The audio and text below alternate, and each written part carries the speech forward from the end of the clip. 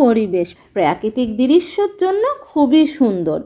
তো ভেতরে এসে আমি যখন দেখলাম যে এখানে এত সুন্দর সুন্দর মূর্তি তৈরি করে রাখা হয়েছে, দেখে তো আমার খুবই ভালো লাগলো।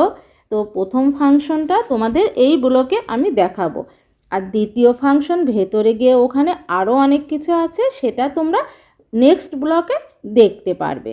এদিক থেকে এসে আমি সামনের দিকে গেলাম, এখানে অনেক মূর্তি তৈরি করে রাখা হয়েছে, বিভিন্ন প্রাণী আছে, অ্যানাকোন্ডা আছে, সিংহ আছে, অনেক রকম প্রাণীর এখানে মূর্তি তৈরি করা আছে। ঘুরিয়ে ঘুরিয়ে তোমাদেরকে দেখাচ্ছি, যেন সবুজের এক লীলাভূমি। বাচ্চাদের বিনোদন করার জন্য কিন্তু এখানে আলাদা ফাংশন রয়েছে, এবং জীবন্ত পশু পাখি রয়েছে, এবং প্রাকৃতিক অনেক গাছপালা রয়েছে, ফুলের বাগান রয়েছে।